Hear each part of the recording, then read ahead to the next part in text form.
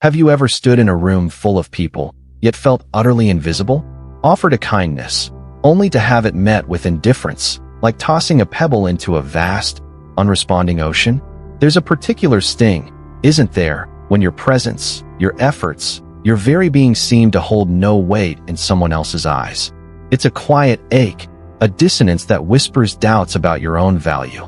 In our hyperconnected world, we're often told to speak up, demand respect, make our presence known. But what if the wisest path, the one leading back to your own unshakable center, lies not in louder demands, but in a deliberate, mindful silence? What if the ancient wisdom of Zen and Buddhism holds a key, not to changing others, but to fundamentally transforming how you relate to your own worth, regardless of external validation? Welcome, seekers of inner peace, to the noble wisdom path. Today, we embark on a journey into the heart of self-respect, exploring a profound Zen path for navigating those moments when you feel undervalued.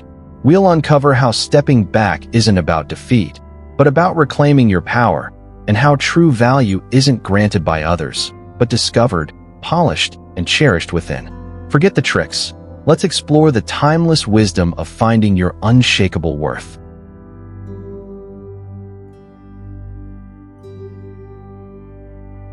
Imagine, if you will, a pearl of extraordinary luminescence, discovered deep within an oyster. Its surface shimmers with an inner light, perfect in its form. Initially, those who behold it are captivated, recognizing its rarity and beauty. But as time passes, the pearl changes hands. It becomes familiar, perhaps even commonplace to its possessors. It's tossed into a drawer with trinkets, handled carelessly, its brilliance mistaken for mere glass. Now, ask yourself, has the pearl lost its intrinsic value? Or have those who possess it simply lost the capacity to perceive its true worth? This ancient metaphor cuts to the heart of our exploration. Like that pearl, your fundamental worth, your inherent dignity, your capacity for love, wisdom, and growth exists independently of how others perceive or treat you. Buddhist philosophy offers a profound lens through which to understand this. The distinction between intrinsic worth and conditional worth. Conditional worth is the value we assign based on external factors, achievements, appearance, social status, and crucially, the approval or validation of others. It's inherently unstable, fluctuating with the ever-changing winds of opinion and circumstance. It's the source of immense suffering, or dukkha, because we chain our sense of self to something inherently impermanent and outside our control.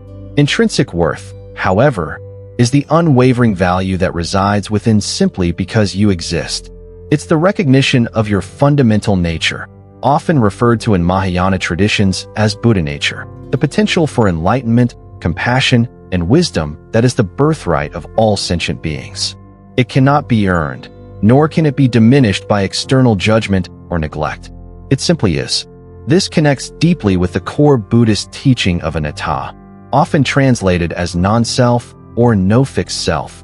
Anatta doesn't mean you don't exist. Rather, it points to the truth that there is no permanent, unchanging I or me that needs constant validation to solidify its existence. The self we cling to, the one that feels slighted or inflated by others' opinions, is a construct, a collection of fleeting thoughts, feelings, and perceptions. When we desperately seek external validation, we are essentially trying to prop up this illusory self, seeking confirmation that this fragile construct is good enough or worthy. We become like actors constantly looking to the audience for applause, forgetting the joy of the play itself. This relentless pursuit is exhausting and ultimately futile, because the nature of the external world, including people's opinions, is inherently anicca or impermanent.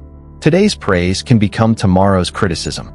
The wise path, therefore, isn't about convincing others of your worth. It's about turning inward and recognizing the luminous pearl that has always been there, beneath the layers of conditioning and the desperate need for approval. It's about understanding that your value isn't located in the fleeting reflections seen in others' eyes, but in the boundless, inherent potential of your own being. When you begin to grasp this, the sting of being undervalued starts to lose its power. It's no longer a reflection on you. but rather a reflection of the other person's limited perception, their own conditioning, or perhaps their own inner struggles. You start to see that seeking validation from someone who cannot perceive your worth is like expecting a locked door to open without a key. The first, most crucial step is to stop knocking on that door and turn your attention to the treasure within.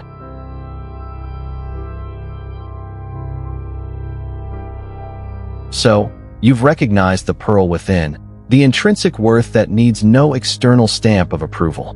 But what happens in the practical moment when you feel that familiar sting of being overlooked, dismissed, or taken for granted?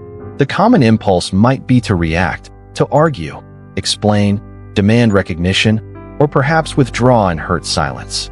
Zen and Buddhist wisdom, however, offer a radically different approach, often misunderstood but profoundly effective: the mindful pause. This isn't the passive-aggressive silent treatment, nor is it a manipulative tactic to make them miss you. Rather, it is a conscious, compassionate act of stepping back from a dynamic that is draining your energy and obscuring your inner clarity. Think of it as creating sacred space for you to reconnect with your intrinsic worth, and space for the truth of the situation to gently reveal itself, both to you and, perhaps, to the other person. Why does this mindful pause work? Firstly, it conserves your precious energy.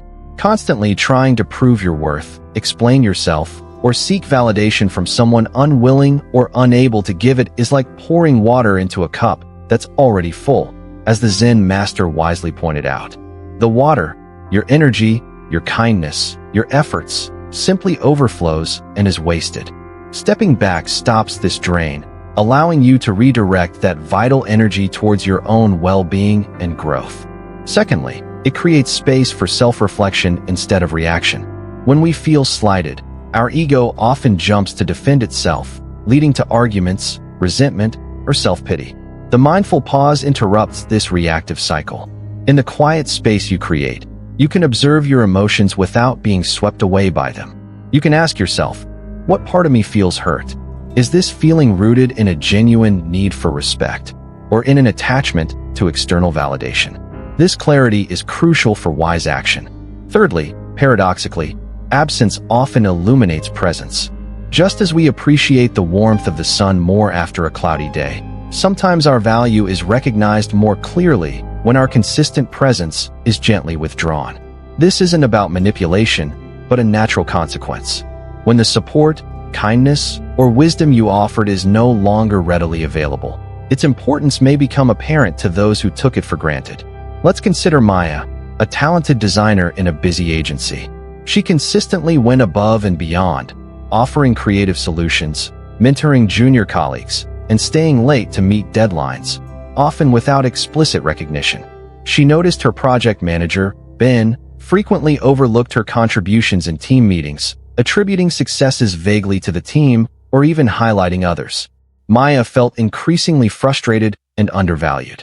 Instead of confronting Ben in anger or complaining to colleagues, Maya decided to practice the mindful pause.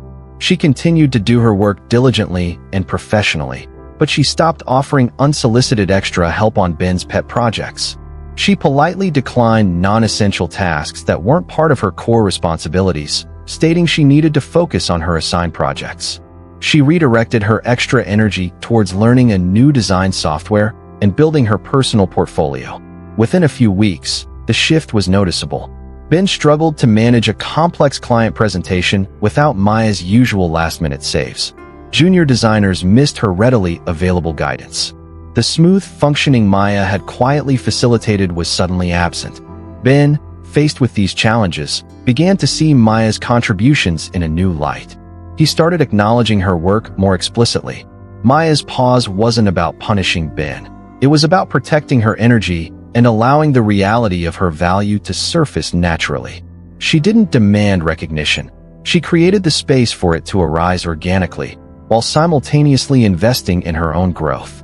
This mindful withdrawal, this conscious redirection of energy, is the essence of stepping back to step up, stepping back from draining dynamics to step up into your own power and self-respect.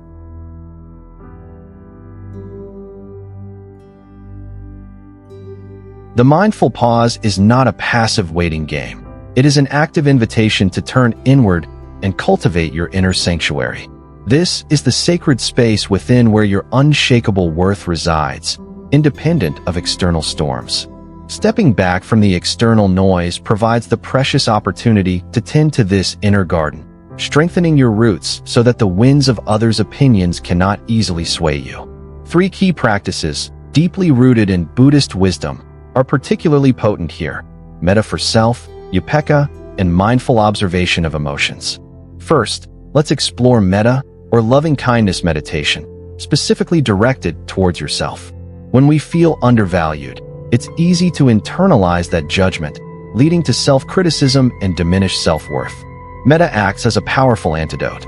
It's the practice of actively cultivating feelings of warmth, kindness, and unconditional acceptance towards oneself. Find a quiet space, sit comfortably, and gently close your eyes. Bring your awareness to your heart center. Silently repeat phrases such as, "May I be filled with loving kindness. May I be well. May I be peaceful and at ease. May I accept myself just as I am in this moment." Feel the intention behind the words. You might place a hand over your heart. Don't worry if you don't feel overwhelming emotion initially. The power lies in the consistent, gentle intention. Practice this regularly, especially when feelings of inadequacy arise. It's like watering the seeds of self-compassion. By offering yourself the kindness you may not be receiving externally, you reinforce your intrinsic worth from the inside out. You become your own source of warmth and validation. The second pillar of the inner sanctuary is upekkha, often translated as equanimity. This is the profound ability to maintain inner balance and peace amidst the changing circumstances of life. The famous 8 worldly winds: pleasure and pain, gain and loss, praise and blame, fame and disrepute.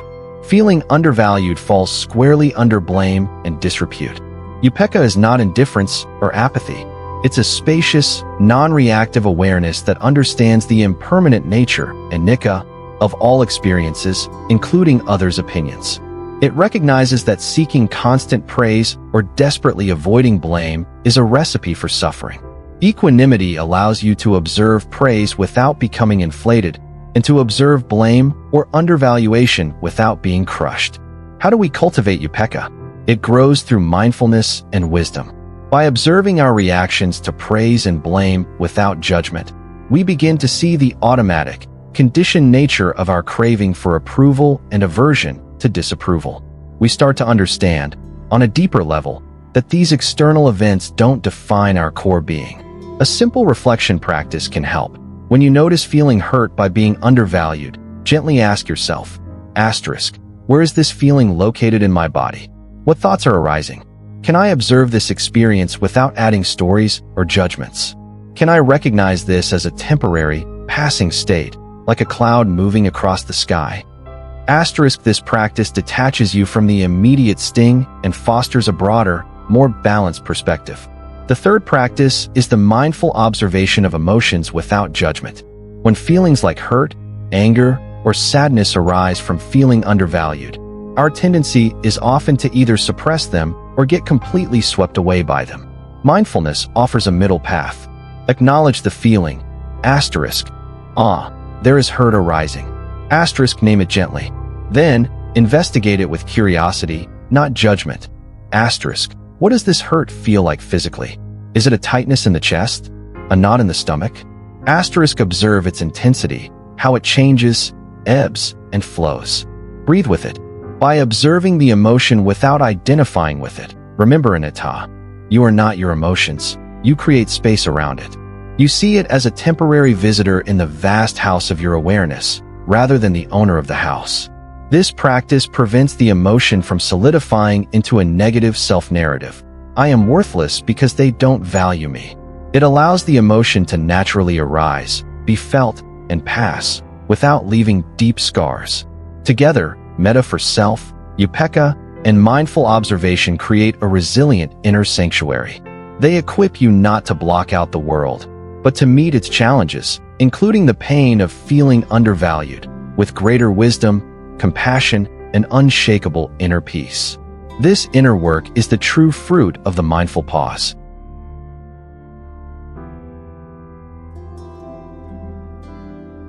You've taken the mindful pause, turned inward, and diligently cultivated your inner sanctuary. Your sense of self-worth is less dependent on external validation, anchored instead in self-compassion and equanimity. Now, what happens when those who previously undervalued you begin to notice your absence or shift? Perhaps they reach out, offer an apology, or simply start treating you with more consideration. How do you navigate this re-engagement with wisdom and maintain your newfound inner peace? The key is not to automatically revert to old patterns. The pause and inner work have created an opportunity for a healthier dynamic, but it requires conscious effort to establish and maintain it. This is where the Buddhist principle of samavaka, or right speech, combined with the psychological concept of assertive communication, becomes invaluable. Right speech, part of the Noble Eightfold Path, isn't just about avoiding lies or harsh words. It encompasses speaking truthfully, kindly, beneficially, and at the right time.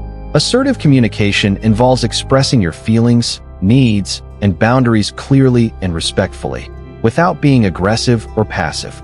If someone who undervalued you seeks reconciliation, first, check in with your inner sanctuary. How do you genuinely feel? Is their approach sincere? Use your cultivated awareness.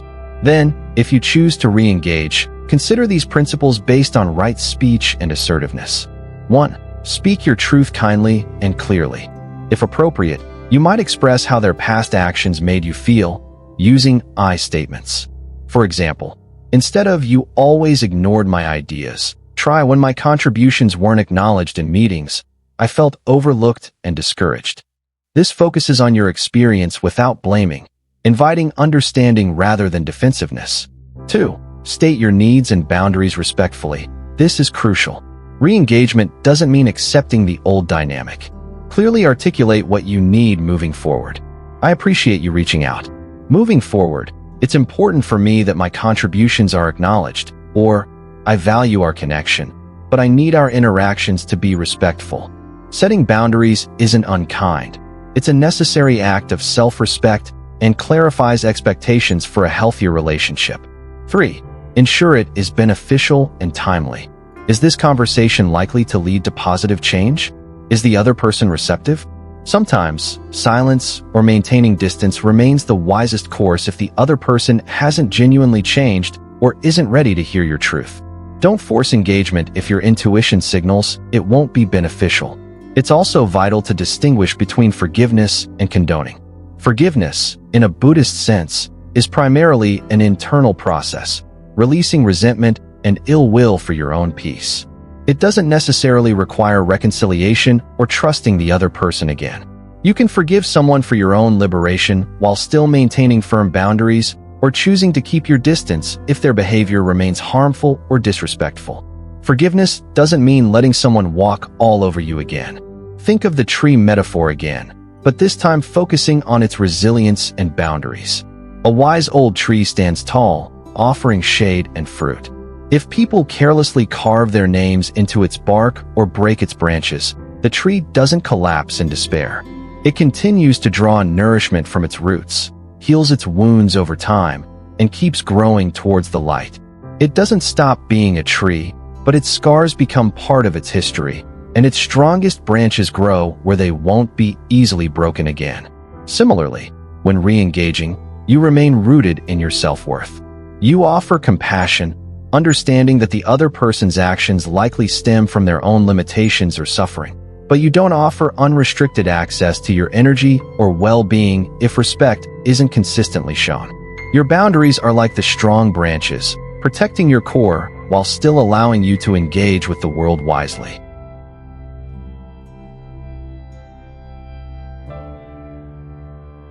Ultimately, the experience of feeling undervalued, when met with mindful awareness, becomes a profound gateway to understanding two more cornerstones of Buddhist wisdom: anicca, impermanence, and nekkhamma, renunciation or letting go. This understanding is the key to true liberation and freedom from the roller coaster of external validation. Anicca reminds us that everything is in constant flux: people's feelings, opinions, relationships, even our own sense of self. The way someone values you today is not fixed. It can change, just as your feelings can change. Clinging tightly to the expectation that someone should value you in a specific, unchanging way is like trying to hold water in your fist. It inevitably leads to frustration and suffering. Dukkha. Recognizing the impermanence of others' validation allows us to loosen our grip. When we feel valued, we can appreciate it without clinging. When we feel undervalued, we can see it as a temporary state, a passing cloud, rather than a permanent reflection of our worth. This perspective fosters resilience and emotional balance. This leads directly to Nekkhamma, the practice of letting go. This isn't just about letting go of people who don't value you. More fundamentally, it's about letting go of the attachment to being valued by others in the first place. It's renouncing the deep-seated craving for external approval that fuels so much of our anxiety and insecurity. Imagine carrying a heavy lantern, desperately hoping someone else will admire its light. If they turn away or criticize it, you feel crushed. Letting go is realizing that the lantern's purpose is to illuminate your path. Whether others appreciate its light is secondary. You carry it forward for your own journey, shining brightly regardless. Those who resonate with your light will naturally be drawn to it. Those who don't are free to walk their own path. This detachment isn't coldness, it's freedom. It's the liberating realization that your peace and happiness are not held hostage by others' opinions. You become the sovereign ruler of your own inner kingdom. The need to perform, to please, to constantly monitor how you are perceived, it begins to dissolve, replaced by a quiet confidence and authentic presence. The journey through feeling undervalued, when navigated with the compass of Zen and Buddhist wisdom, transforms from a painful experience into a powerful catalyst for growth. It teaches us to look beyond the fleeting reflections in others' eyes and discover the unshakable pearl of our own intrinsic worth. It guides us to take the mindful pause, not as an escape, but as a sacred return to cultivate our inner sanctuary through self-compassion, equanimity, and awareness. We learn to re-engage with the world not from a place of neediness, but from a place of centered strength, armed with the wisdom of right speech and the clarity of healthy boundaries. We embrace the liberating truths of impermanence and letting go, freeing ourselves from the exhausting pursuit of external validation. Like the lotus flower rising pristine from muddy waters, your true worth blossoms from within, untainted by the environment around it. You don't need to convince anyone of your value. You simply need to recognize and embody it. Shine your light, tend to your inner garden, and walk your path with quiet confidence. Your worth is not a question to be answered by others. It is a truth to be lived from the depths of your own being. Here at the Noble Wisdom Path, we believe this inner journey is the most rewarding one. If these insights into finding your unshakable worth resonated with you, please support our journey together. Subscribe to the Noble Wisdom Path and click the notification bell so you don't miss future explorations of ancient wisdom for modern life. What are your experiences with feeling undervalued? How have you practiced self-respect and detachment? Share your reflections in the comments below. Your wisdom enriches our community. And if you know someone who might benefit from this message, please share this video with them. Until next time, may you walk in peace, recognizing the luminous pearl within. Thank you for watching.